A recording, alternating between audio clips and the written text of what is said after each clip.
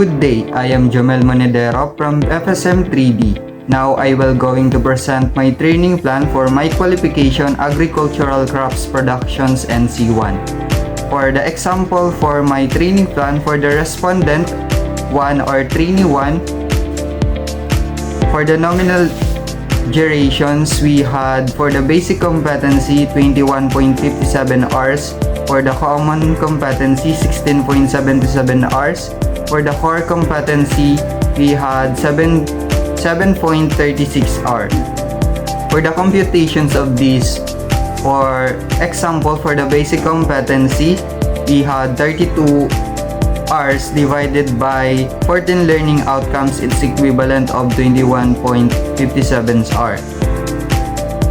For the date, basic competency, I set the date for September 1 to 10.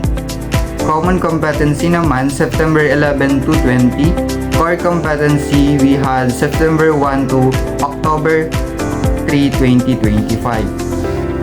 For training plan for my qualification Agricultural Crops Productions NC1, it's composed of first, trainees training requirement, second, training activity task, followed by mode of training, staff, facilities and tools and equipment, venue, assessment method, and date and time. For example, for the trainee 1, for the unit of competency, we had for the core competency, it's equivalent of 7.36 hours. For the unit of competency, we had support horticultural crops.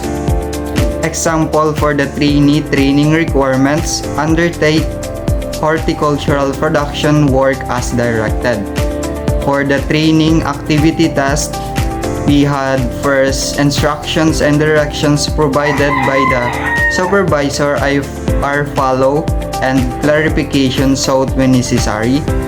Second, interactions with other staff and customer is carried out in positive and professional manner. Third, enterprise policy and procedure in relations to workplace practices, handling and disposals of materials and observed. Fourth, problems or difficulties and completing work to required standard or timelines are reported to supervisor. For the mode of training, since based on my respondent survey, the training styles, it's composed of visual, kinesthetic and pragmatist. So I prepared the mode of training. First, the demonstrations and hands-on activities, experiential learning, planting, maintaining, harvesting. Second, role play for handling customer, staff and interactions. Third, visual presentations through PPT about policy and procedures and workplace practices. The fourth one is the group discussions on OHS compliance.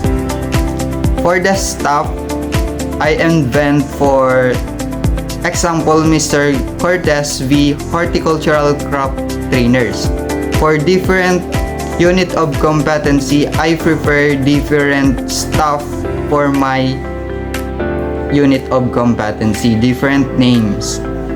For the tools and equipment, for the facilities, first the knives, cutters, spades, fork, ladders, hose, packing equipment, boxes, bins and buckets, hose and hose fitting. For the venue for this trainee or training plan, I prepare JRM Agricultural Crops Training Center. For the assessment method, through direct observation demonstrations. Second, portfolio. For date and time, I prepare September 21 since for based on the core competencies of my qualifications, I set September 21, 2025, 8 a.m. to 4:21 p.m. Since for the time, it's the core competencies is equivalent of 7.36 hours. It's equivalent for the 7 hours and 21 minutes. Seems for my trainee 1, for the different unit of competency, it's the same for my discussions earlier. I will flash the example for different unit of competency. That's end for my presentations for my training plan qualifications agricultural crops productions NC1. Thank you so much.